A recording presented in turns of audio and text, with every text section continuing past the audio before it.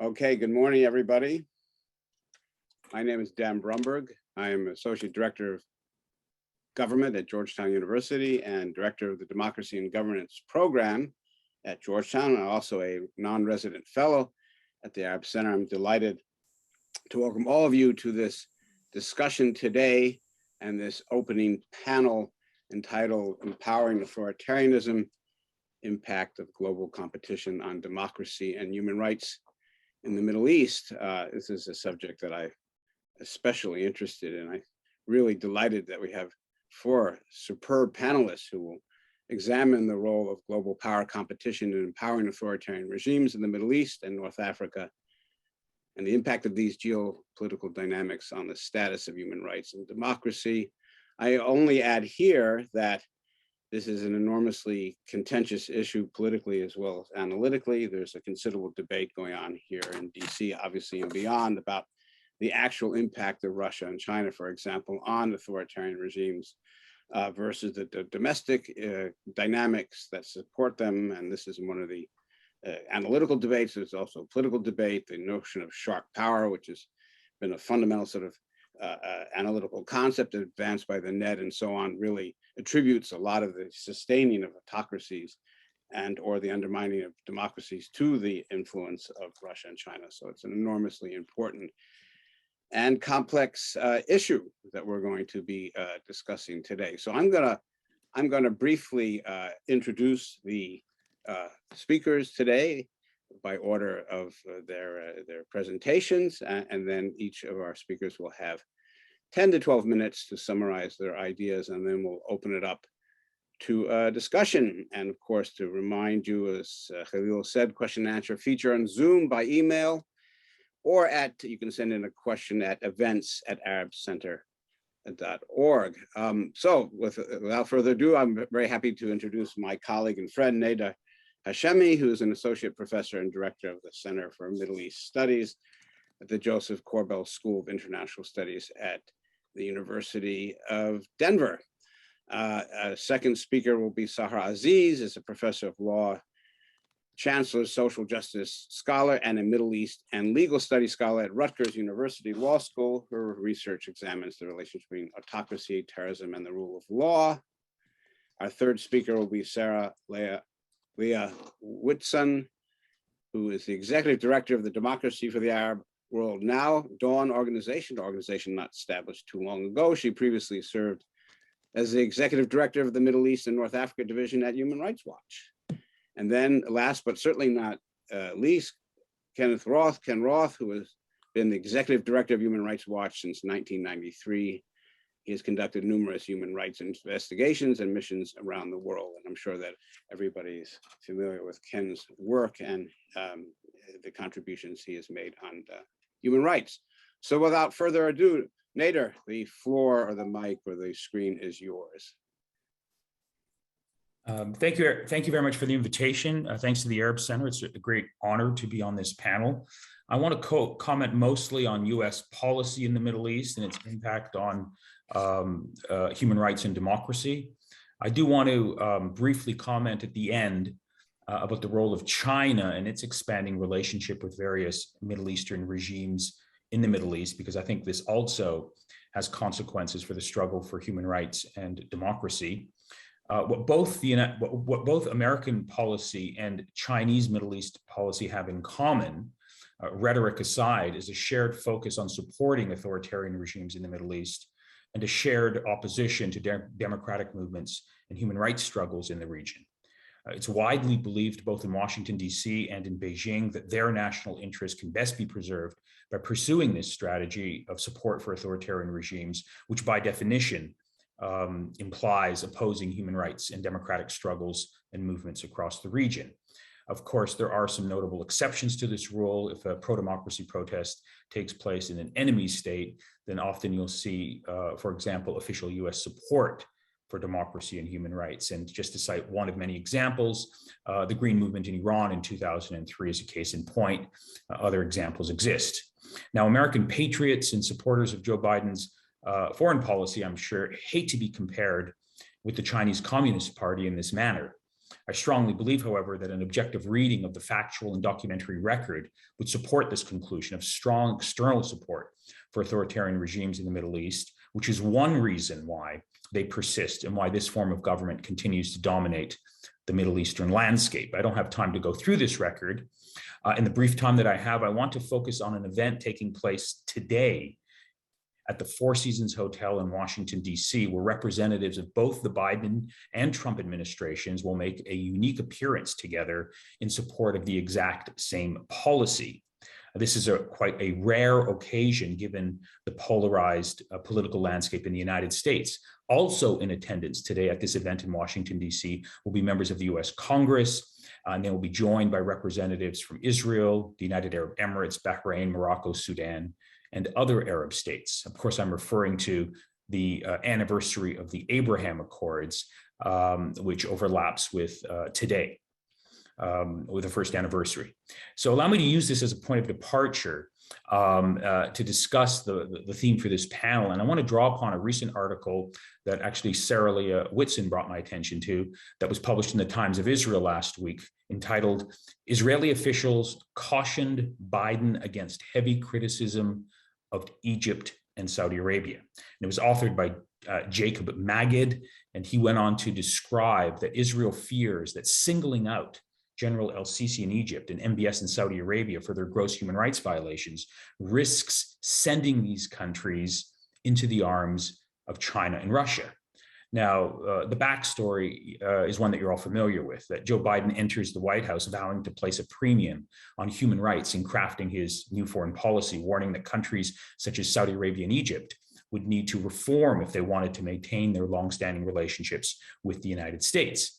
This approach has deeply worried the Israeli government, which believes that it could alienate Saudi Arabia's Crown Prince Mohammed bin Salman and Egypt's dictator Abdel Fattah el-Sisi, leading them to look elsewhere, perhaps, for support and alliances, namely toward adversaries of the United States, China and Russia. These concerns, according to the article in the Times of Israel, have been repeatedly passed along to the Biden administration from Israel on multiple occasions. Now, the official justification for this policy is that Israel views Saudi Arabia and Egypt as part of a more moderate axis of Arab countries in the region with which it seeks to cooperate against Iran.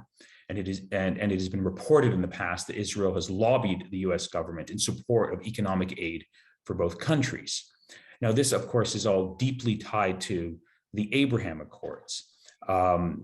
This widely touted agreement, designed by Jared Kushner, was widely embraced by both American political parties and much of the US foreign policy establishment last year when it was announced. It formalized a series of longstanding relationships that had existed between Israel and a set of reactionary and repressive Arab states in the region, all of whom are strong American allies. The justification for support of the Abraham Accords is that this is a step in the right direction in terms of enhancing regional peace and stability in the region. And all things considered, it's a movement in the right direction for international peace and security. But of course, in truth, the Arab Accords represents a major setback for human rights and democracy in the region. It provides another reason for the United States to oppose democratization efforts and struggles for political freedom and more open societies. Recall that the Abraham Accords is effectively an agreement between Israel and a set of Arab dictatorships to establish formal relations and to ignore Palestinian human and national rights. Any movement in the direction of democracy and human rights in the Middle East could jeopardize and destabilize the political rule of many of the key signatories of the Abraham Accords.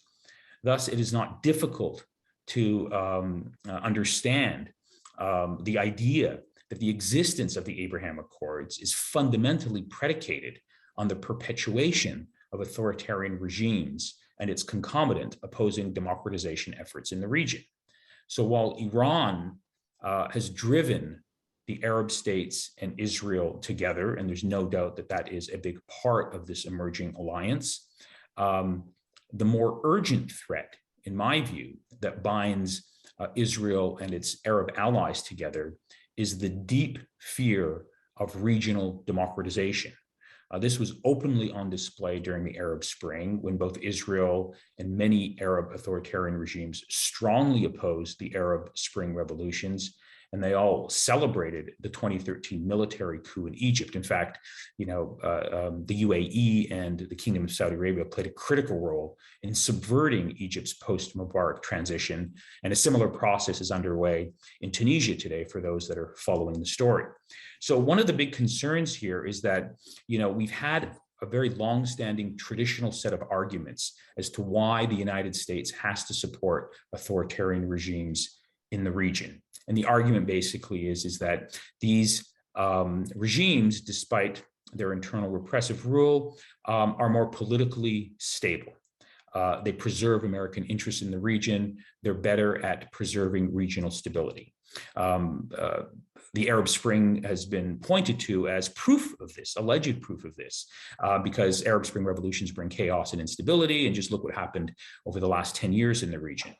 Now, the Abraham Accords is now, I think, a new and significant added development that adds a new layer of opposition to support for democracy and human rights in the region.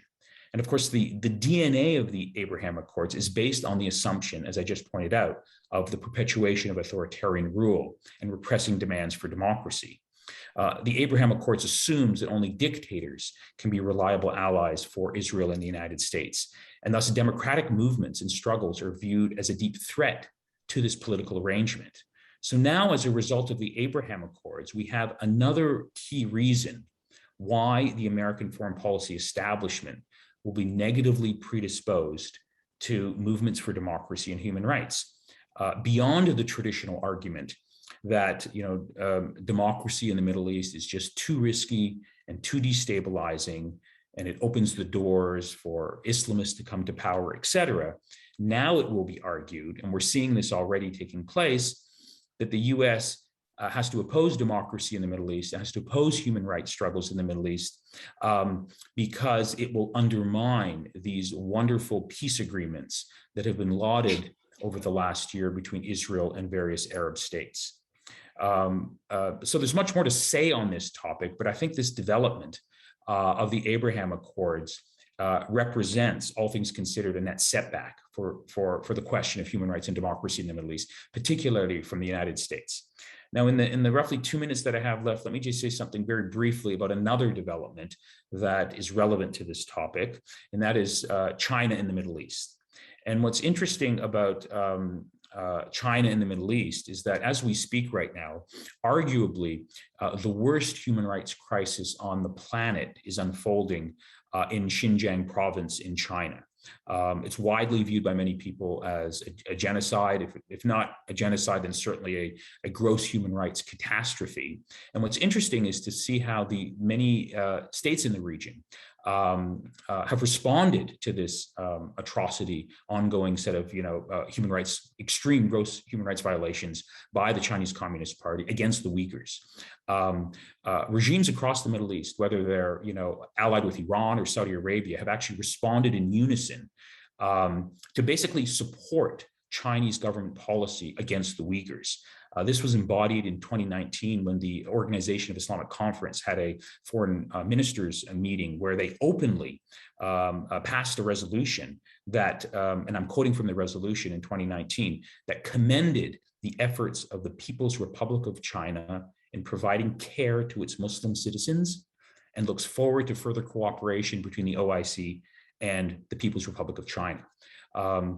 So not only have repressive regimes in the Middle East openly supported, not only have they been silent on the repression in Xinjiang, they have tried to whitewash it. They've tried to sort of praise and echo Chinese government rhetoric with respect to the mass incarceration of Uyghur Muslims. And the question then is, why? How do we explain this? Because many of these countries, claim to be defenders of oppressed Muslims around the world and claim that this is a key reason why they, exist. But I think the reasons are not well understood. One reason is obviously economic. I think many countries in the region want good relations with China because of China's economic power. They want Chinese investment.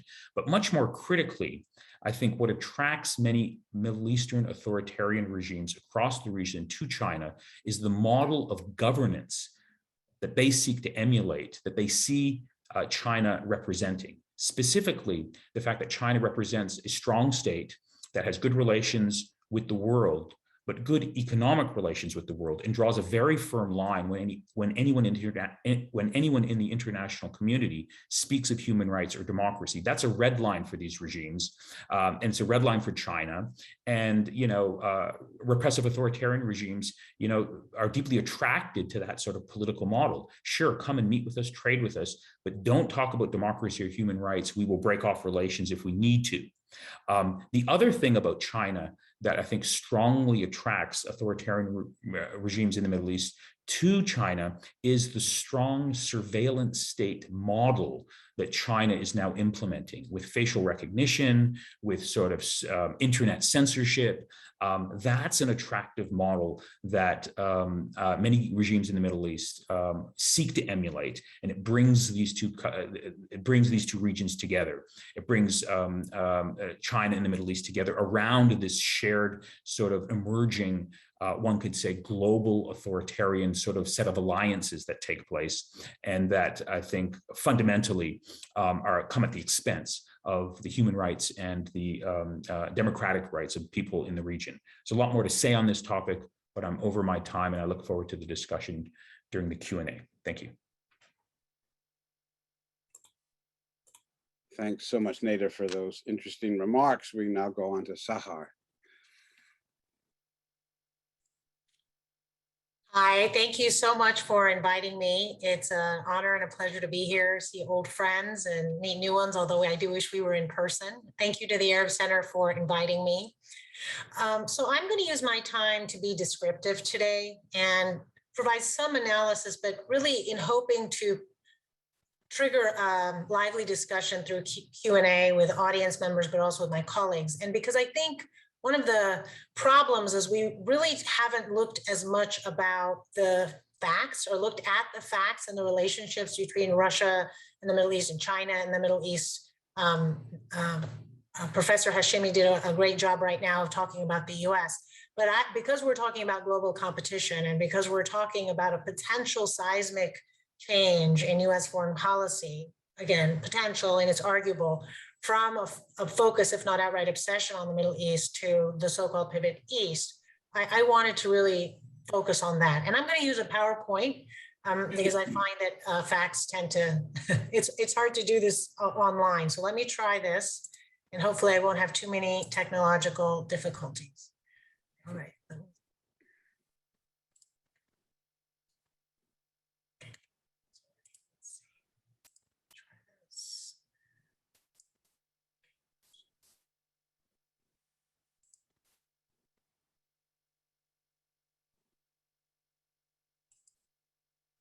There we go. Okay. And for those of you in Boston, I just want to let you know I'm a BU. Come and visit. So, but my hometown is Rutgers in New York. Okay. Really not. There we go. All right, so here are the key points I want to make. So first is, to the extent we're still having a conversation about why did democracy skip the Middle East and the waves of democracy, and I do think that the Middle East still stands out, although it's not the only region that lacks at least some form of democratic governance, with perhaps the exception of Tunisia, although we've seen some troubling regressions lately. That yes, there is exceptionalism in terms of democracy, but I just want to point out that it is not Islamic exceptionalism, it's Middle East exceptionalism. And that's important to say to a US audience because of all of the Islamophobia that comes with discussions on democracy and the Middle East. So I'll take a look at very quickly the failures of the Arab Spring. That's not the topic of my discussion, it's a separate panel. What I think is Russian intervention and Chinese neutrality. And again, as Professor Brumberg stated, these are all contentious points, and I acknowledge that, or this discussion. The global military complex that's ravaging and has been ravaging the Middle East, and then America's so-called pivot east and perhaps a Cold War light, I put in question mark, and the three main priorities, among others, that I think the US continues to have, which is military dominance, economic dominance, and energy access. So L. Carl Brown, who was a professor at Princeton and a Middle East scholar, one of his statements, well-known statements, was the Middle East is the most penetrated region of the world. As such, it is a region where the local actors have habitually preferred to have multiple external powers present so as to maximize their strategic autonomy by playing up and manipulating these external forces. And we saw this at play during the Cold War with, to some extent, Nasser and other regimes. I think we see it, we used to see it more in the Gulf states. But I do think that this is something to consider now that China is rising, at least economically, potentially militarily, and Russia continues to want to be relevant and an essential actor in the region. So I'm not going to talk about why did the Arab Spring fail to bring democracy to the Middle East. We've had panels and conferences ad nauseum, but I just want to talk about the state of affairs. Right now, Egypt is essentially governed by the military, right? He's a former general who has now taken off his uniform officially and is wearing civilian clothing. But if you look at all the research, the military is effectively governing, and it's not even behind the curtain. Syria, you had the civil war, the vicious proxy war, and the victors were ultimately the dictator al-Assad, and with his Syrian military support. So it also has a military rule, perhaps behind the curtain or perhaps not. Yemen, ongoing civil war and proxy war, humanitarian crisis, and in a very sad state of affairs, especially for humanitarian perspectives and human rights. Libya, ongoing civil war and proxy war. Gulf monarchies, they increased social welfare, put in superficial reforms, but nothing has changed, and they're still monarchs, and I don't think they in any way represent themselves as a democratic government. And then Tunisia, I'm trying to be optimistic, and I'm saying it's a fragile, ongoing transition to democracy, notwithstanding what we've seen in the last couple months, although what happened to Tunisia just shows that how difficult it is, right, just to even have a small democratic state in the Middle East. And I think that warrants its own examination, because it just shows that there's many forces at play. So, and also just to keep in mind that the monarchs, to the extent they've made some reforms, they intentionally create these weak and dysfunctional parliaments that can be political cover or scapegoats for monarchies to blame when there are real economic and social problems. Also, elections have been used to legitimize authoritarian regimes. So this fetish for elections that Americans have, I think, really needs to be put to rest. And it's much more than elections. Yes, we need free and fair elections. That's the key word. But elections are not the be all end all. And we learned that, right, with the Arab Spring. It was on full display. And then finally, lawfare is a tool that both democratic and authoritarian regimes use. So the solution isn't also simply by relying on the law, because the law in Egypt, this has been done, and in Saudi Arabia, and in almost every Middle East state. It's also been done, frankly, in the US in the post 9/11 era against Muslims. But lawfare is always its own challenge when dealing with democratization. Okay, so the theme is global competition in the Middle East. So here's kind of my very broad brush macro analysis. I think that the priorities remain, again, these are not the exclusive priorities in the United States, is to continue to have access to energy resources. We are not at the point where we're going to be energy independent or the alternative energy sources where there's a long way to go on that. We want military bases, or the government, the US government wants military bases and continued political hegemony in the region. And the US wants to protect Israel. That is no secret that is a primary foreign policy goal. And democracy promotion is a political cover for military and political intervention in the post-Cold War era. So I think we've put to rest and finally the fraud of this so-called democracy promotion initiative under Bush and the neoconservatives. I don't think it was genuine and authentic. I think it was just cover. Make Russia great. Now let's look at Russia. So as we know, Putin has used, among other mottos, make Russia great again. And I think that we shouldn't underestimate, his focus on two things. One, his domestic popularity, which is the priority of any governor, but particularly of authoritarian governors, and then political hegemony over and averting democracy in what he calls the near abroad, right, which is the former Soviet Union, and he opposes Westernism. And that is really the top priority, I think, from a foreign relations perspective of Russia. And the political scientists, I've yet to see something, and I'm not a political scientist, but I've been reading literature, they claim that Russia is not pursuing an international authoritarian promotion project that mirrors the US neoconservative so-called democracy promotion, that Russia is really focusing more on its strategic interests, and it is not some kind of an ideological agenda to spread authoritarianism. And so I think we just need to be thinking about that when examining their intervention in the Middle East. Similarly, China wants to continue its very rapid and exponential domestic economic growth, which obviously expands into international economic growth from international economic activity.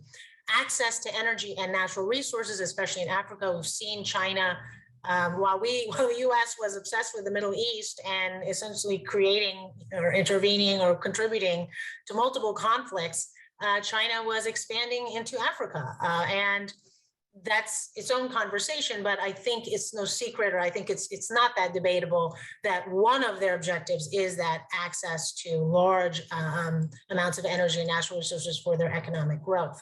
And then they certainly want to preserve regional stability in Asia and consider themselves rightfully, that is their rightful place to be the hegemon in Asia.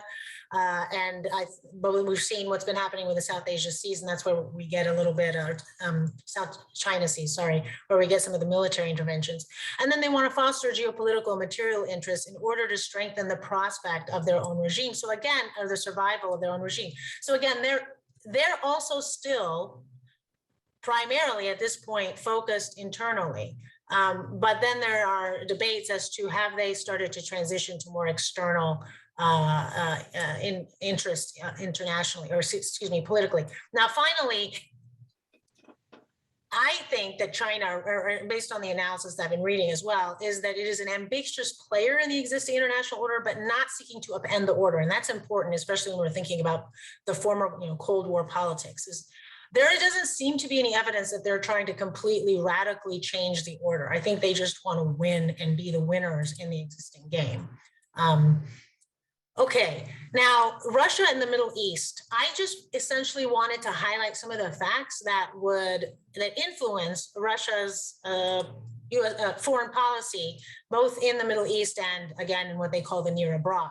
Just keep this in mind. In 2019, Western European countries and Turkey accounted for approximately 77% of exports from the Russian company Gazprom, while Central European states took 23%. And as we know, natural gas is a significant, if not the largest, source of external revenue. So this is a large geopolitical economic interest that will drive Russia's foreign policy, including in the Middle East.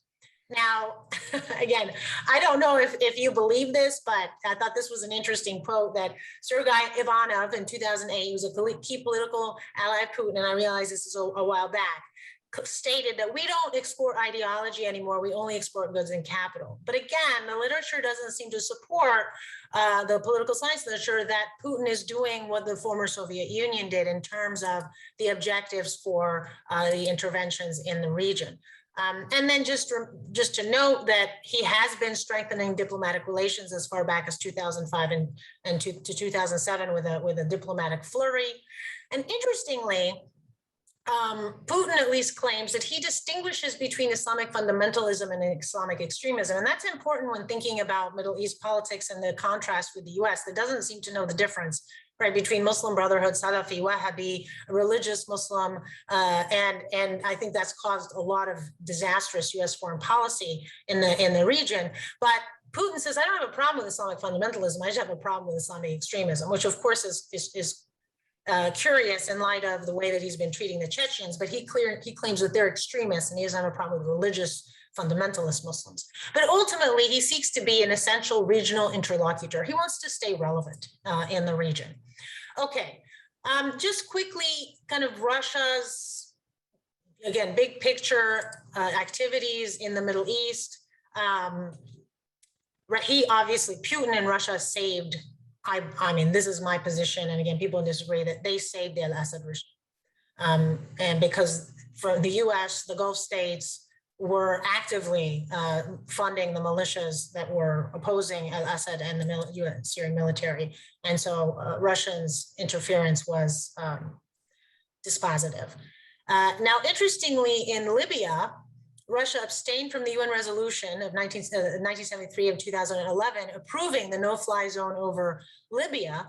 And as a result, right, Gaddafi was ultimately deposed because had Russia vetoed, then the resolution could not have gone through because they, as we all know, they're among the 5 that you cannot have a veto from those 5 to have the UN resolution pass. And now, notably, at that time, Russia was seeking support for entry into the World Trade Organization, which it actually entered in 2012, and it wanted a New START treaty with the US. So it has its own, again, domestic interests. Turkey, Russia has interest in developing Turkey as an energy hub for Russian gas to supply the Turkish market, which, as we saw, is a large market, and as a route to Southern Europe in terms of the market. And then finally, with Iran, it was in alliance with Iran on Syria, and it has a common interest with Iran in reducing American power in the region. It supports maintaining the Joint Comprehensive Plan of Action, and it collaborates with Iran on stabilizing, I put in parentheses, Southern Caucasus and Central Asia, again, the near abroad. So we're seeing all these policies fitting into the broader agenda that is, again, not about exporting authoritarianism or necessarily actively supporting authoritarianism, but that doesn't mean that they shouldn't be held accountable, right, for supporting it. I'm just trying to explore, I'm exploring why they're doing these things. And then let's look at China. All right, so the literature seems to, at least the conclusions now, I think the analysis is going to change, is that China is more neutral than Russia, and that China is really just trying to grow itself economically and gain influence in Africa. Now, here are a couple things in terms of human rights, and I'm going to let Sarah Lee Whitson, I know she's going to focus a lot more on human rights. But China did sell weapons to the Sudanese regime that was committing genocide in Darfur, and it did try to temper international sanctions. But under international pressures in advance, again, of the 2008 Beijing Olympics, China persuaded Khartoum to accept a peacekeeping force that included Chinese peacekeepers. So again, this isn't about a commitment to human rights. This is about realpolitik self-interests of their own, particularly domestically.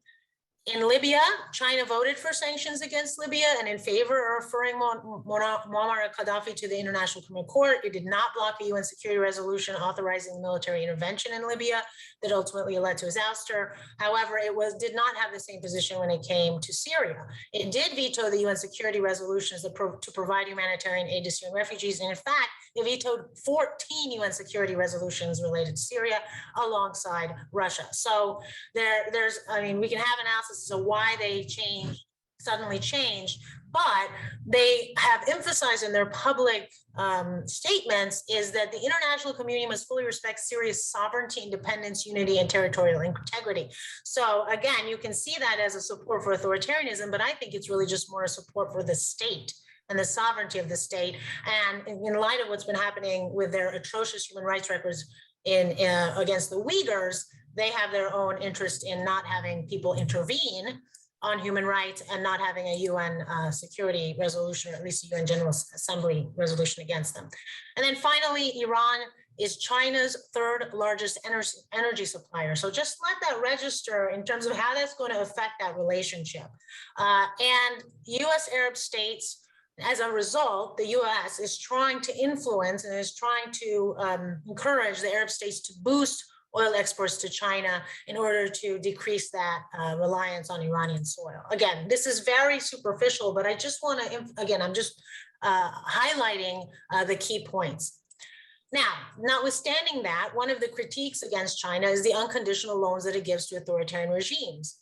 Now, the question is, are they doing that to support the authoritarian regimes, or are they doing that because they have their own interests of having access to energy and having access to, I'm running out of time, so let me quickly go through this, and having their own economic dealings.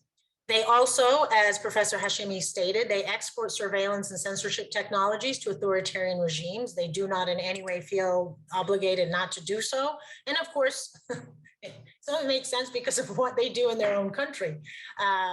But they have sold artificial intelligence powered facial recognition technology to Iran. They sold technology that helps some of the Gulf states create what they call safe cities, which is essentially a network of surveillance cameras throughout the entire city. They've sold drones to Saudi Arabia and the United Arab Emirates at times when the US would not sell them the drones.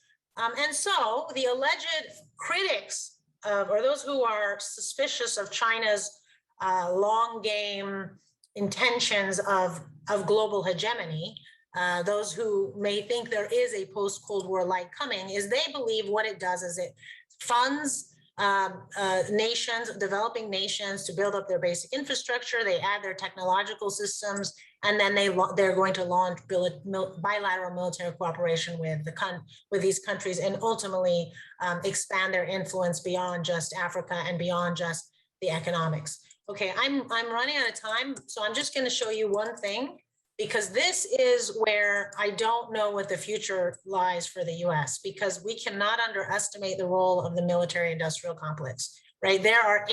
We've spent $8 trillion, our taxpayer dollars, on, this is from the Cost of War by Brown University, on the war on terror, right?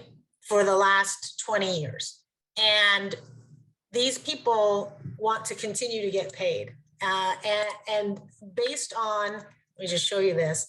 1/3 to 1/2 of them, of these funds, go to private contractors. So I can go into detail later, but finally, I'll just end to say, where does this leave the Middle East? Will it just be buffers? Will they be buffer states against Chinese expanding influence politically, militarily, economically? And what will be the future of the military-industrial complex and endless conflicts in the Middle East? Because I don't think they're just going to disappear. Thank you very much. And I look forward to your questions. Thank you very much. Fascinating. One of the great things about being online and having the Zoom recording is that folks will be able to go back and look at those fantastic slides you had and ponder them. I want to get copies as well. So thank you very much. So we now turn the mic over to Sarah. Thank you. Hi, thanks everyone, and thanks to the Arab Center for organizing this discussion. I want to try to supplement some of the comments made by my colleagues this morning to focus a little bit on the situation of democracy in the Middle East, and to focus in specifically on US policy in the Middle East and how that affects the global competition with Russia and China, because I think that's actually where it has a lot more relevance. The absence of democracy and human rights in the region are more prominent than ever before. We have reached a stage where there is, in fact, no true democracy in the Middle East at all. We have now seen a coup in Tunisia, and I remain quite disappointed that more of us have not been calling a spade with the promised suspension of the constitution. I think we've seen a quite serious blow on top of the measures already taken there in the coup. In Israel, I think there's no more pretense that the mini democracy within the expired Green Line qualifies as a democracy, given the apartheid rule over millions of Palestinians who have no vote, no equal rights under Israeli rule. Lebanon has become a failed state, and sectarian rule, of course, means there was never more than a pretense of democracy. Interesting that Iraq and Iran are now closer contenders as democracies in the region, in that at least we don't know who the president or prime minister will be in advance of an election, and there's some semblance of political competition in those countries. Tiny bright light in Qatar, where elections will be held for the first time for at least some kind of elected body, though of course the main power remains vested in the emir. And so there you have the snapshot of the closest contenders for democratic rule in the Middle East, and it's a pretty dismal picture. Now, despite President Biden's promise to make democracy a central platform of his administration globally, as distinct and superior to Russia and China by virtue of its advantages: freedom, ingenuity, respect for rights. These are the platforms on which President Biden is selling America's competition against Russia and China. There's been no change in America's policy towards the region, which has really been profoundly undemocratic and has continued to support pliant American proxies. And there has been no serious reexamination of the claimed American interests that serve to justify our continued support for unelected, unaccountable, authoritarian, and apartheid governments in the region. Egypt is but one example. Last night, it was reported that the Biden administration has in fact waived the conditions imposed by Congress on a small fraction of the military aid that we gift to Egypt's dictatorship, $1.3 billion. By now, in an act of theater, maintaining a tiny block on 110 million, I think it is, 130 million rather, on some new narrow conditions that are in fact the same old conditions that Secretary Tillerson had imposed and failed to achieve progress on under the Trump administration. I think this waiver on the block and military aid to Egypt comes as a shock to some, but sadly not to me, as I think there's been no reason at all to believe that America's policy in the Middle East under the Biden administration would shift in the Middle East, notwithstanding President Biden's promise to end the blank check for Egypt. Apparently, President Sisi is still our favorite dictator. 30 years of billions in military support to successive tyrannical regimes in Egypt. And now we have more repression and abuse under Sisi than ever seen in Egypt's history. And yet American support for this dictatorship continues with what are stale, outdated excuses to justify this military aid as somehow essential for American security. All of these arguments about American security being predicated on billions in military assistance to the Egyptian government are frankly canards that are not deserving the close scrutiny and rethink that they deserve. The notion that we need to provide military aid to Egypt so that it can have peace with Israel is one such canard, as if Egypt and Israel are not already allied and don't have stronger alliance between them than they may have with our country. The notion that we have to pay over $1 billion a year to obtain preferential access to the Suez Canal or overflight rights that can't be paid for the way we pay for other access to the Suez Canal. To great fanfare these past few months, we've seen an orchestrated show of Egypt as an essential security partner in helping to end the conflict in Gaza. But in fact, America stopped efforts to end the conflict in Gaza with 4 blocked ceasefire resolutions at the UN Security Council. If the US had wanted to end the conflict in Gaza, it had ample opportunity to do so, and certainly did not need Egypt to secure a ceasefire. As I wrote recently, I think that Egypt is an important case study as to why conditioning a portion of American military assistance to Egypt on so-called human rights reforms doesn't work, has never worked, and is still not working. And I want to use this opportunity to emphasize to our audience, to those of us in the advocacy community who are focused on Middle East policy, that advocacy that centers calls for conditioning aid contributes to the harm of America's military support for Egypt or to other abusers in the region by propagating twin myths that Egypt or the relevant abusive government is capable or willing to reform, and that the United States is interested in reform. Egypt had to make a show of some minimal farcical concessions like the National Human Rights Strategy it unveiled last week, but a close look reveals this new strategy as one that actually enhances surveillance and expands censorship in the name of human rights. Israel is another place where we've seen no real change in US policy, despite the rhetoric from the Biden administration that even repeatedly breathed the words equal measures of rights and freedoms for Palestinians and Israelis in the first few months of the administration. I think that's now been downgraded to equal measures of security and prosperity. It's almost as if the Gaza war was a gauntlet thrown down by Israel to force President Biden to show his unquestioning commitment to Israel, and show it he did with $750 million in sales during the conflict, a $1 billion replenishment of military aid to Israel for the amount it spent in the Gaza war, and of course the 4 blocked ceasefire resolutions. So yes, there have been moves to reopen a consulate in Jerusalem, but it has little significance beyond, at best, a partial return to the awful status quo under Obama and prior administrations, committed to the handy unicorn of a 2-state solution and a fictional peace process.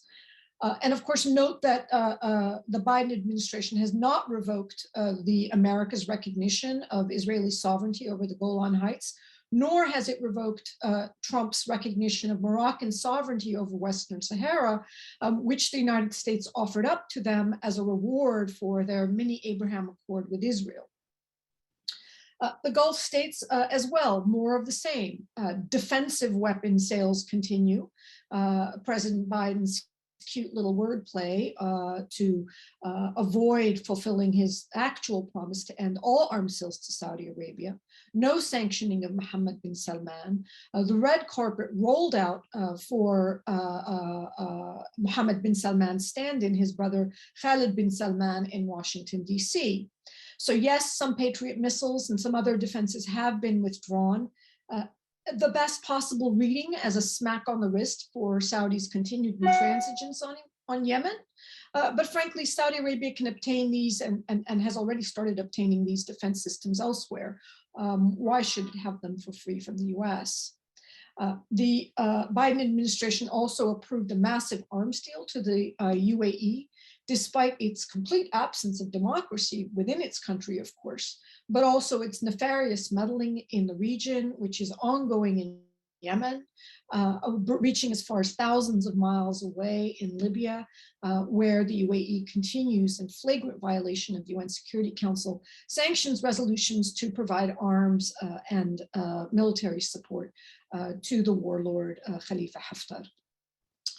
I think the harms to the people of the region of America's policy of support for dictatorships, authoritarian governments in the Middle East are clear to any observer. Our political, military, and diplomatic support contributes to the human rights abuses in the region and the misery, the suffering, the injury, and death of millions living under autocratic rule there. This breaches not only international laws prohibiting states from contributing to human rights abuses, but also unenforced American laws prohibiting arms transfers to abusive governments. The harms to our own country's interests are always underestimated. Our people remain hated for our government's supports for terrible abusers. Our credibility and support is wasted to boot, but now it's an even more dire threat. And here I circle back to Biden's own stated goal for democracy promotion as a competitive edge vis-a-vis Russia and China. If we can't distinguish our democracy and our respect for rights as to why our system of governments is superior, then what is it exactly that we're offering the world as our advantage? Our effort, President Biden's effort, to make democracy the linchpin of our competitive edge over Russia and China, because certainly it's not an economic competitive edge, that effort will fail when our policies in the Middle East drive a truck through our supposed values and commitments to democracy. I think the wrong focus is to present this as an issue of competition for domination with Russia and China in the Middle East. I think we buy into the same thinking of the Middle East as some kind of chessboard, where we should be focused on who is winning the contest to dominate the Middle East. I don't think that it will be satisfying or in any way really actually relevant whether it's Russia or America or China that's dominating and controlling the autocrats and puppets in the Middle East. I think that's a distraction from where our focus should be, which is on the harms of US policy in the region and why it's actually harming our global competition with Russia and China. The good news, and I do want to offer some good news, is that President Biden made these promises to the American people, made the promise that he was going to end the blank checks to Egypt, made the promise that he was going to make Saudi Arabia the pariah that it is, that he would end arms sales to Saudi Arabia, because he knew that's what the American people wanted to hear, and that's what the American people want. The American people don't want our government to arm a president who's massacred over 1,000 protesters in a single day, or a sadistic crown prince who butchered a journalist because he was critical of him. Biden has broken his promises, and foreign policy remains in the control of the defense industry and foreign government lobbyists, which exposes the deep corruption of our own democracy. But the mood of the public on these issues has shifted enough to move Congress to issue bipartisan legislation to halt sales to Saudi Arabia at a moment when there could be no bipartisan consensus on virtually anything else in the US Congress, and enough even to shift American public opinion on the sacred cow of sanctions on Israel and America's unconditional support on Israel. So I do think there's room for our advocacy, our work, and our voices to have some opportunity to move our field policies on the Middle East. We are not interested in seeing one dominant party over another in a global contest to control the Middle East. We really do want to promote democracy for the people of the region. Thank you. Thank you very much. It's good to end on a few relatively positive observations. I appreciate that. Ken, you now have the mic. Okay, well, thank you. Good to see everybody. My thanks to the Arab Center for convening this discussion, and I'm honored to serve on this panel with my fellow panelists. I want to start off a bit contrarian and challenge the premise of this panel, in that I think that the role of China and Russia in the Middle East is overstated. There is this view that the US somehow is, withdrawing from its global role because of the Afghanistan withdrawal. In fact, I think Biden just recognized that the forever war in Afghanistan was going nowhere. It means an end, at least for this administration, for trying to nation build by using the military. But it doesn't necessarily mean an end to using its diplomatic or economic clout. Whether it's willing to do that is a different matter, but that's a very different matter from the military decision that was taken in Afghanistan. Probably the decision in Afghanistan does not even mean an end to the possibility of the US military force, say, to protect Taiwan. Sadly, it doesn't mean an end yet to the so-called global war on terror. So I think that this withdrawal on the part of the US is overstated. Similarly, I think it's a bit overstated that, China and Russia are the key to everything here. Yes, China has money. It's a place where you can sell things. It mainly purchases natural resources from the rest of the world. Yes, it extends aid, but really that's mainly loans, not just handing over cash. It's, $1 trillion Belt and Road Initiative is these days, largely seen as a debt trap. These loans supposedly have no strings attached, meaning that the usual World Bank conditions for transparency and accountability are not there. But there are many strings attached in terms of the need to kind of back Beijing as it tries to stop international scrutiny of, say, its atrocities in Xinjiang, its crimes against humanity there. Certainly there are ties in terms of, having to take Chinese workers rather than local workers. So while this is, an attractive loan program for the autocrats of the world it's much easier to siphon off a portion of the loan, it's not necessarily attractive to the people of the region. I agree with Nader that, Middle East and North African dictators like the Chinese model. They share an interest in stymieing efforts to enforce human rights standards, but not in any sense because this is good for their people. The best example of that is the way China is treating Uyghur and other Turkic Muslims. It shows that an autocratic government serves itself primarily and can be disastrous for its people. The fact that the Organization of Islamic Cooperation has formally endorsed the atrocities in Xinjiang is really more a product of Pakistan and Saudi Arabia. Pakistan because it was bought off by Beijing, Saudi Arabia because it has a very similar interest in suppressing human rights enforcement. But there is an interesting growing number of moderate OIC states who have been abstaining from the Chinese periodic effort to defend its practices in Geneva and New York. And indeed, some are joining with the Western effort to condemn those practices. With respect to Russia, its influence, frankly, is mainly military. It was the main factor, has been noted in, preventing the fall of the Assad government.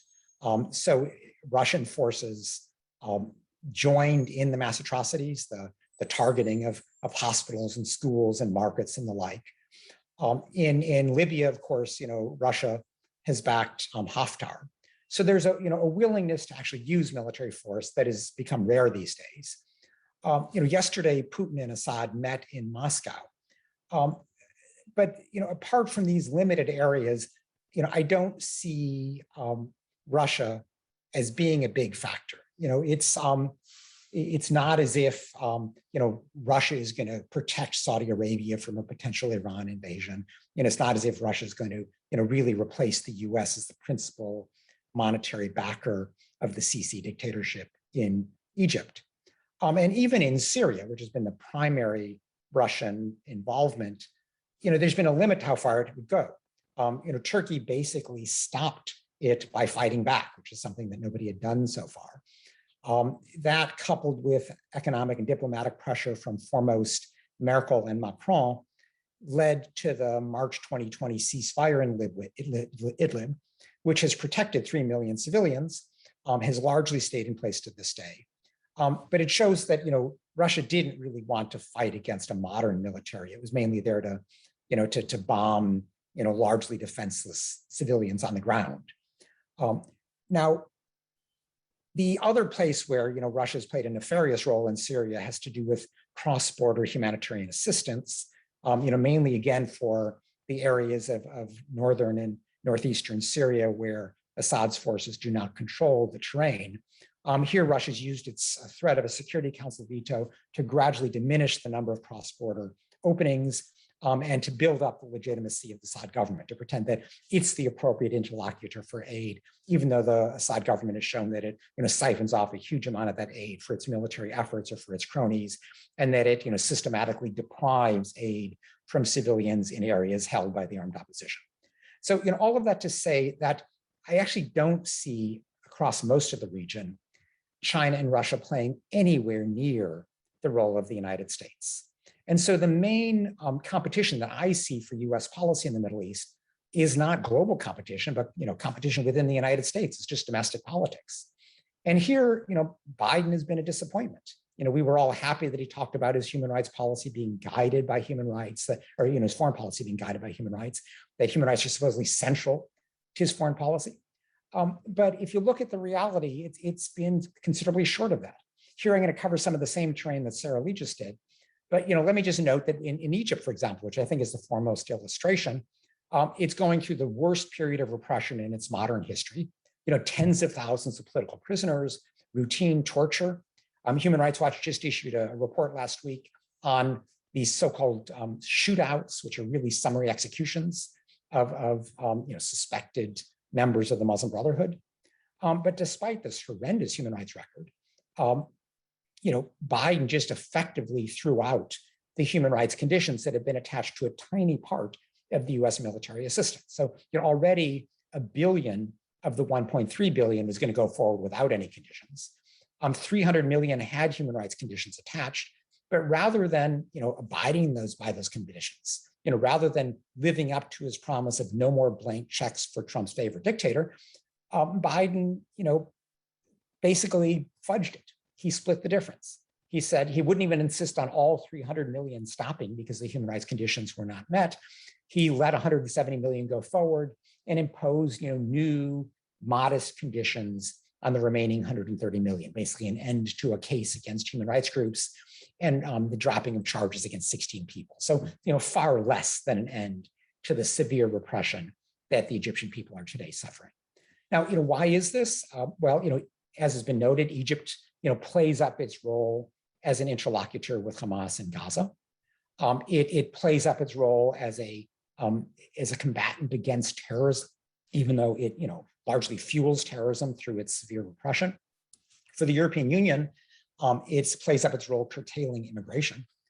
And so, what we have is really, we've gone from Sisi, from him being Trump's favorite dictator to his being Biden's, useful dictator, pretty much more of the same. I should just note parenthetically that, other major governments have been not a whole lot better. France, which depends on arms sales to maintain what it sees as its national, the importance of an independent arms industry.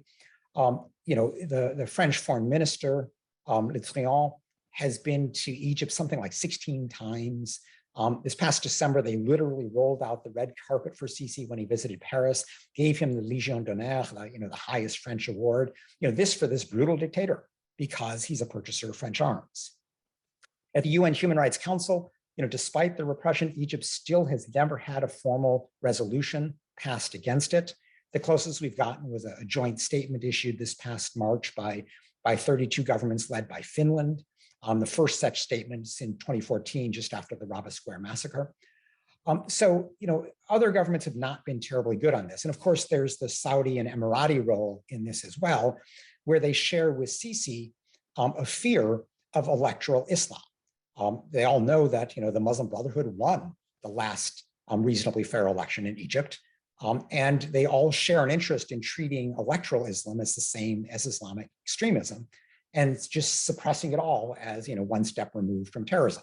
The Emiratis, the Saudis obviously don't want electoral Islam. They don't want elections at all. And Sisi doesn't want an election where the Muslim Brotherhood are able to compete because they might well beat him. So, all of this adds up to, a very disappointing Western response, of which Biden is a central point. Let me just touch briefly on Israel, which Sarah Lee also mentioned. I want to note that, while Biden did lift the Trump sanctions on the International Criminal Court, imposed because the prosecutor had the audacity to investigate Israeli abuses, Israeli war crimes in Palestine, and possibly US torture in Afghanistan.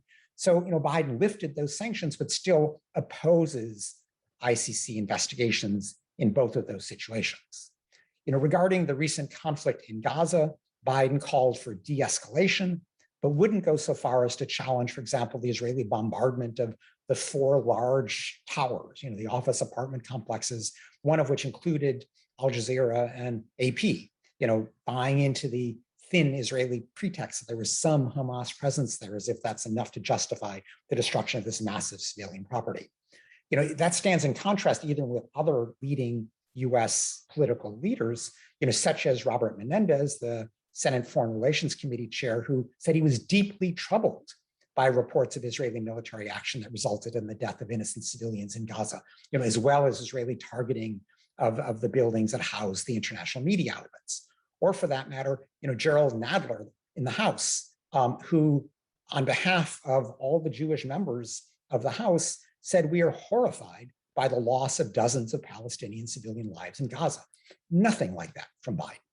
There, of course, was no UN Security Council resolution on Gaza until afterwards. Finally, a statement came out, which is typical of the US approach to the Security Council on Israel, with the brief exception of the end of his term, where Obama allowed, by abstaining, allowed a resolution to go through on the Israeli settlements.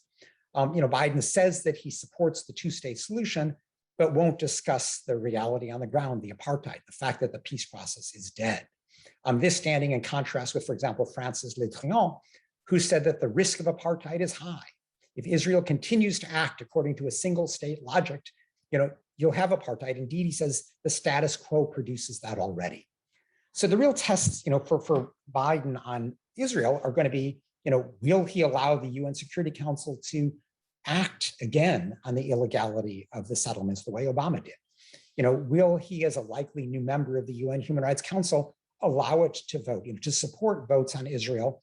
Typically, the US says, oh, there are too many resolutions on Israel and they're on this special agenda item solely about Israel. Well, the answer to that is have one consolidated resolution under a regular agenda item. Will the US support that? So far, no indication of that. Finally, let me just briefly mention Saudi Arabia, which Sarah Lee also got into. Obviously, there have been no sanctions imposed on the Crown Prince because of the Khashoggi murder. Even though a U.S. intelligence report said he approved the murder, Biden did release the FBI report on the 9/11 hijackers' association with 2 Saudis, including 1 diplomat, but it wasn't exactly conclusive about whether there was, senior level official Saudi involvement. The U.S. government suspended so-called offensive arms to Saudi Arabia, but particularly fighter jets and drones, because of the persistent killing of Yemeni civilians. But they allowed essentially the same package to go through to the UAE, despite until very recently the UAE having been a central member of the Saudi-led coalition, and despite the fact that UAE forces on the ground continue to commit atrocities. So for me, the bottom line is that, yes, Biden has been a big rhetorical improvement on Trump. We no longer have a US president who is overtly cozying up to dictators. We no longer have the embarrassment of Trump, or the president, meeting in the White House with the Saudi Crown Prince, essentially saying that US jobs are more important than Yemeni civilian lives.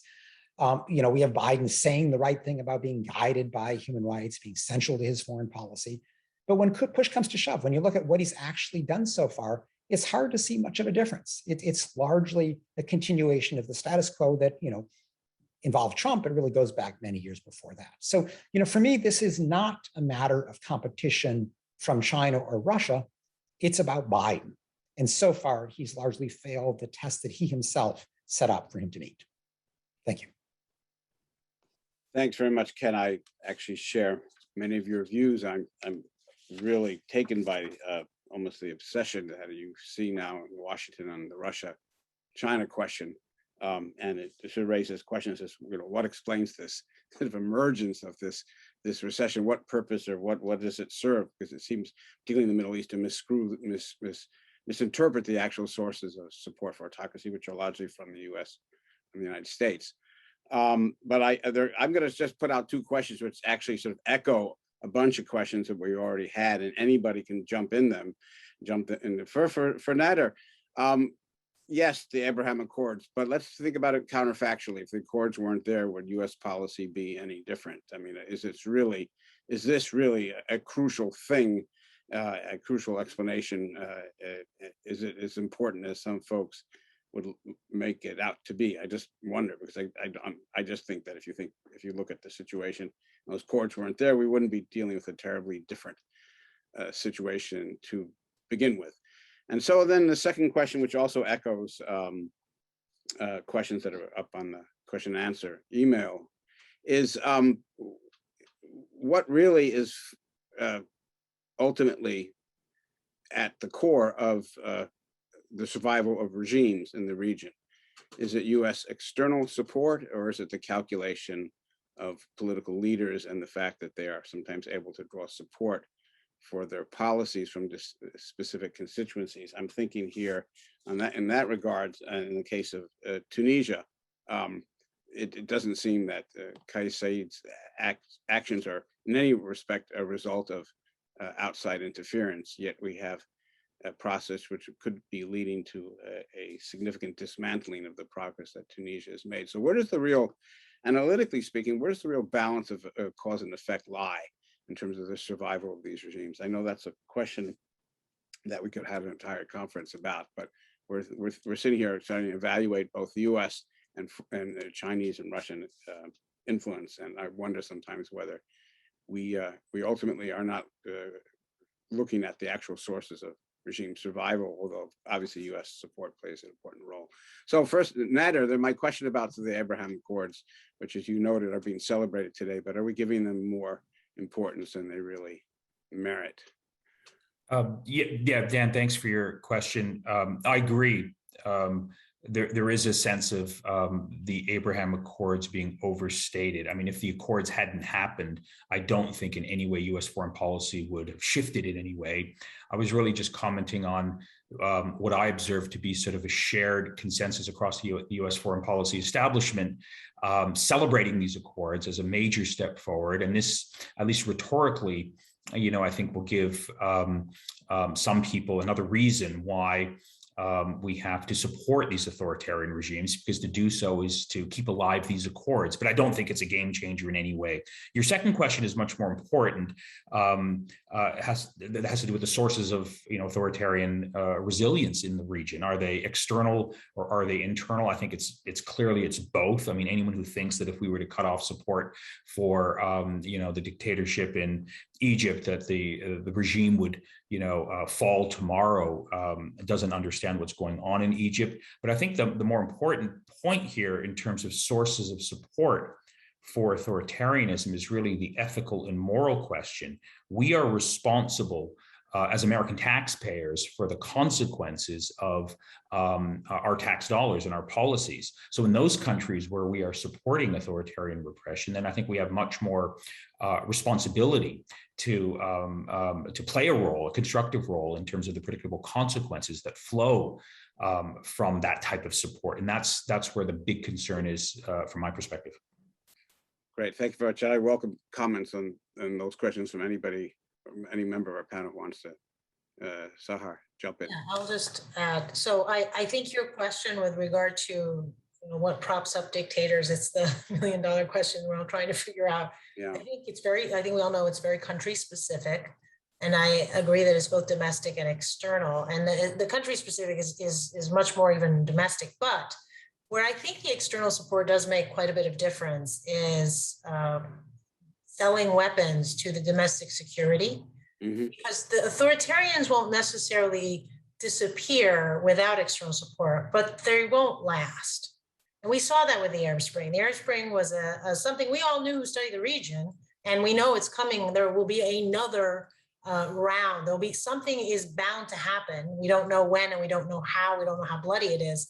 But the current situation is not sustainable if the external support wasn't there. And that external support, again, is selling weapons, selling surveillance, and AI intelligence, surveillance equipment, software, military intervention, which we saw again in Syria and in Libya, at least when we were trying to get rid of Gaddafi, and also the protection from accountability in the international community. So the veto of a Security Council resolution, or the refusal to, the protection. Essentially what we did, for example, with Mohammed bin Salman, is just the fact that Trump and his administration protected him was in itself a way of supporting him, that we don't know what would have happened without that, and how long he would have lasted, because he's got quite a bit of internal enemies who are very eager to get rid of him.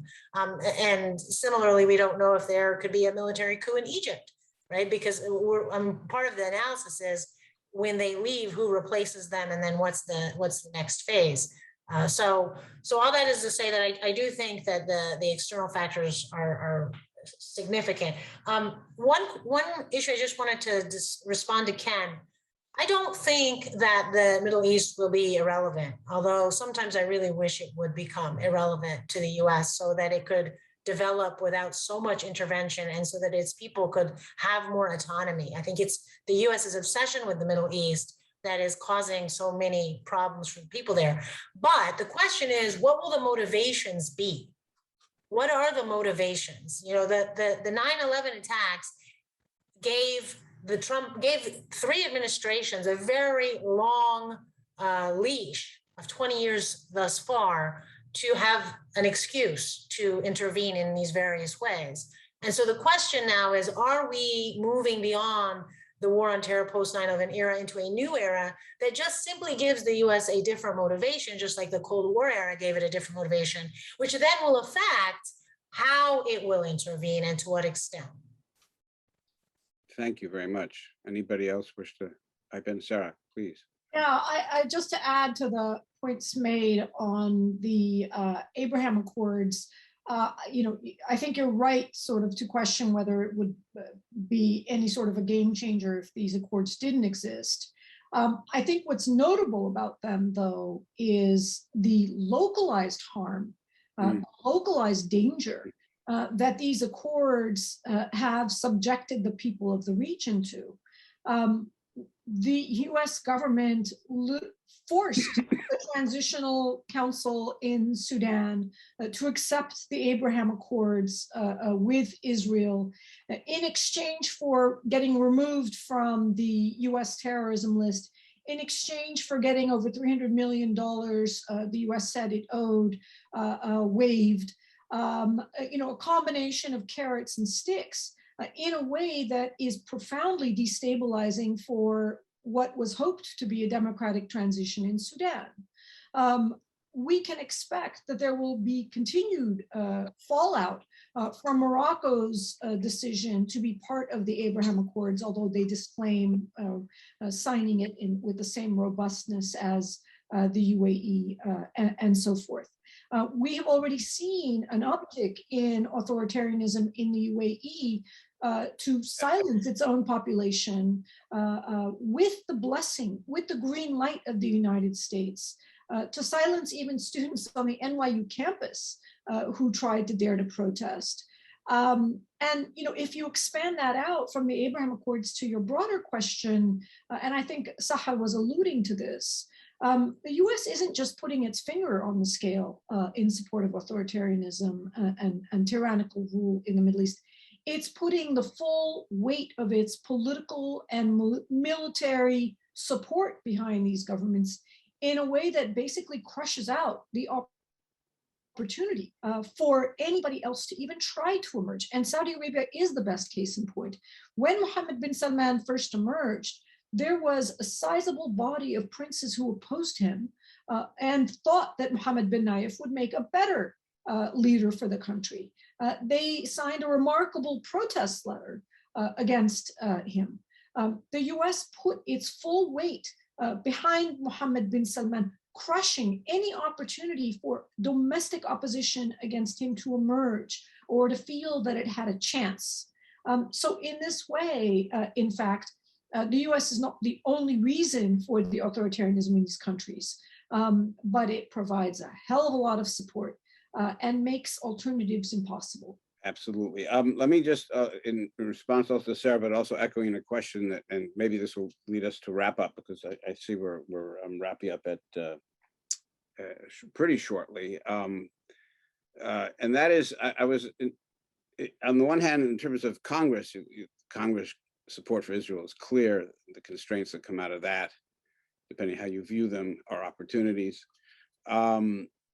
But yet we have interest in Congress on the human rights issue on the Hill. I don't know if any of you read Senator Murphy's letter that he wrote after returning from his meeting with Kais Said, which is really, I thought, remarkable statement about his experiences, but it also has an implicit sort of message.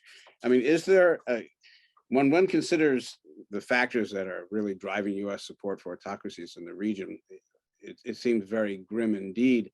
What are the possibilities that that, putting aside the question of Israel Congress, yet we have pockets of support that could be quite significant in Congress for sort of rethinking these relationships? Does that make a difference? Can it make a difference? What can be done to enhance the leverage from both parties? Because sometimes these things are bipartisan in ways that are quite striking, particularly these days. So I just wonder, in the name of positive thinking, what anybody thinks about that particular question. Dan, I mean, I think you're right that there is much more room in Congress than the Biden administration seems to be using to change US policy toward the Middle East. And we saw that already with Saudi Arabia, where clearly there's no love lost for Mohammed bin Salman. I think something similar could be done with Egypt, even though Sisi does a very good job of kind of playing the Hamas card or the counterterrorism card. But I mean, as Sarah Lee went through, these are really not persuasive arguments. I think what the Saudis and the Emiratis did in Yemen appalled many people. And that now the Emiratis have now somewhat divorced themselves from that, but not entirely on the ground. They're just not participating in the bombing anymore. But I do think, we had hoped that Biden would be leading on some of these things. He's not. But I do think that there's room within Congress to press him. And frankly, even on Israel, we know that, Congress has been extremely reluctant to act, but we've now had, a number of quite leading senators and members of the House who have been willing to at least say things that they never used to say. And that's the beginning of an opening. So I think we need to exploit congressional possibilities as Biden seems to be moving down a much more traditionalist path. Yeah, I just want to add on what was just said by Ken Roth that yes, these openings in Congress are very important, very noteworthy, but let's be clear, they're coming because of a more informed citizenry that's outraged by what is being done in the name of the United States across the region. And, people are not going to take it anymore. So, Chris Murphy can say these things.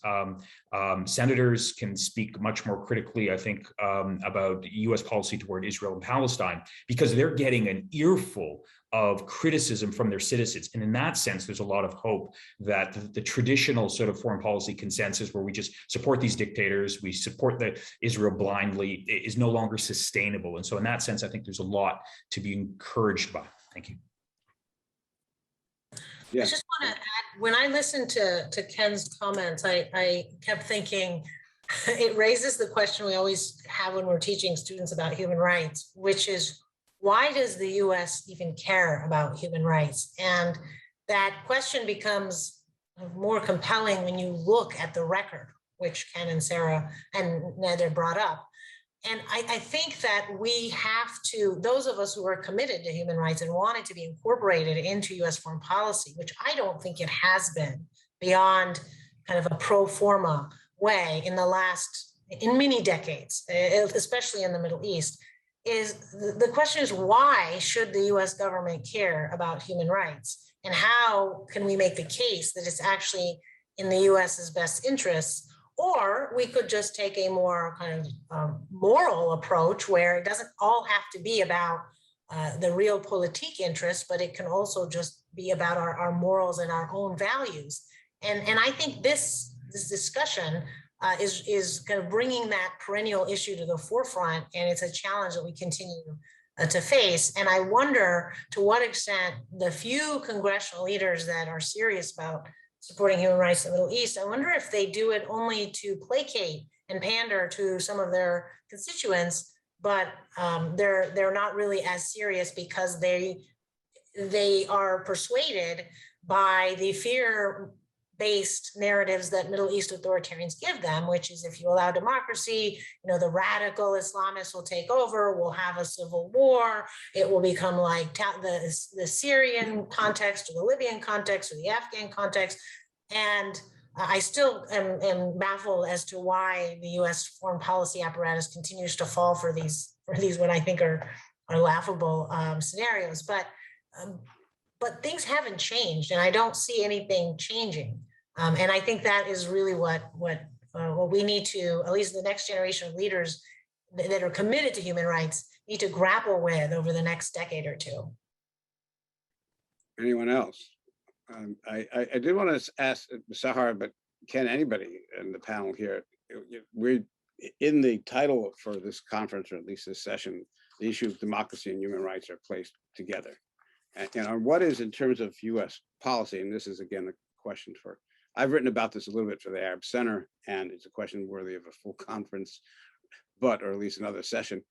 In terms of sort of gaining some sort of leverage on these issues and making a difference, is it in our interest more to focus on the issue of human rights as a democracy per se? What is the sort of link between these two? Sarah, you work for an organization which makes democracy at its core, but I think there's a question about sort of what, where do we get more leverage? When, what do people really care about?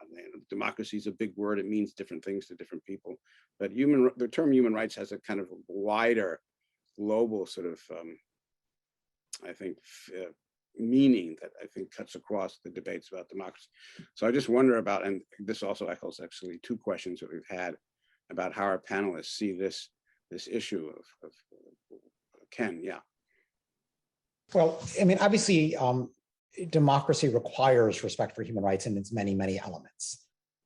And you can't have full respect for human rights without having democracy. So they're closely linked. I think that the problem we've had is that, many governments prefer the term democracy, which they tend to equate with an election, which increasingly they've, trivialized. So, we've had a long process of kind of managed elections where the playing field is tilted. We now have these completely fake elections. What the Kremlin is about to do in Russia for the Duma elections. There's not even a pretense of competition there. And we're seeing that, playing out over and over again in Nicaragua right now, in Hong Kong. So, the danger with focusing too much on the term democracy, divorcing it from human rights, is that it plays into this effort to manipulate the concept.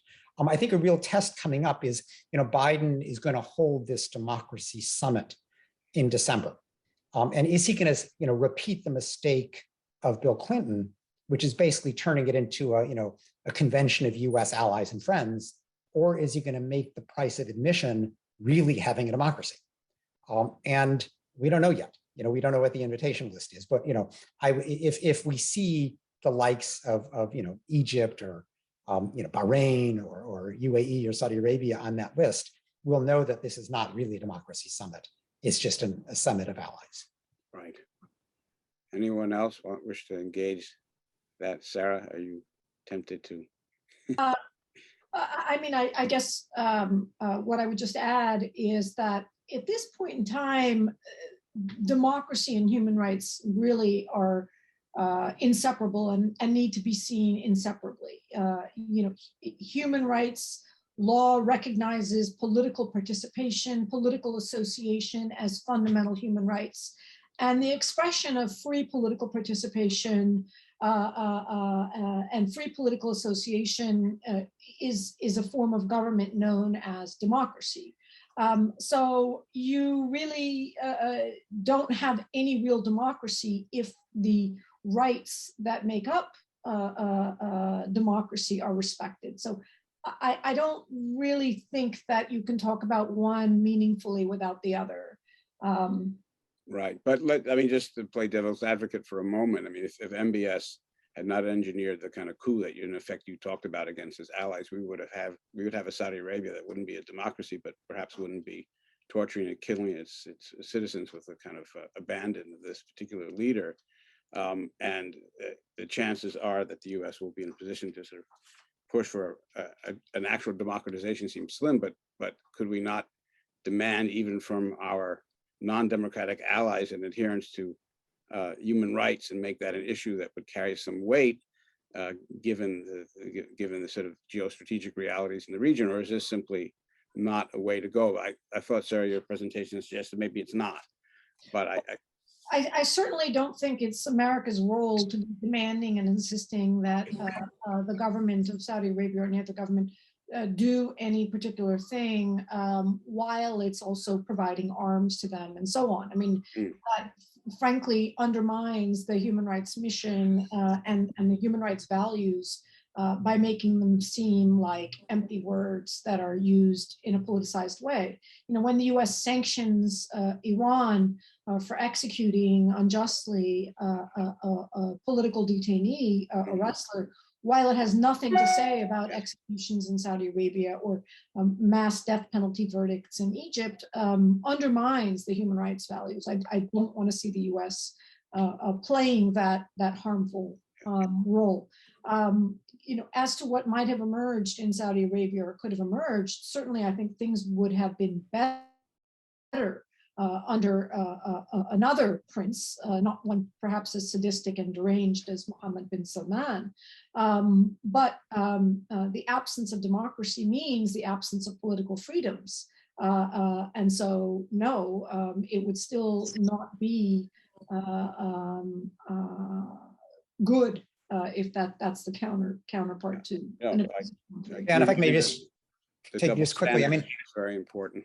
Go ahead, Ken. Obviously, if there's, even an autocrat, who's not in any sense a Democrat, you still want to push them on human rights.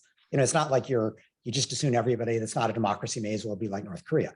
There are lots of variations within that. And so, by all means, you should press the Saudis, the Emiratis to release political prisoners, to allow a degree of freedom. Ultimately, you want democracy, but that's maybe the end of the process. In the interim, of course, you press them on other human rights concerns. Right. Well, thank you very much. This has been a tremendous panel. I very much appreciate all the participation and the contributions of all the participants. And I think at this point, we're going to turn over the proceedings to Khalil, who is going to do some wrap up for us. Thank you very much. Thank you.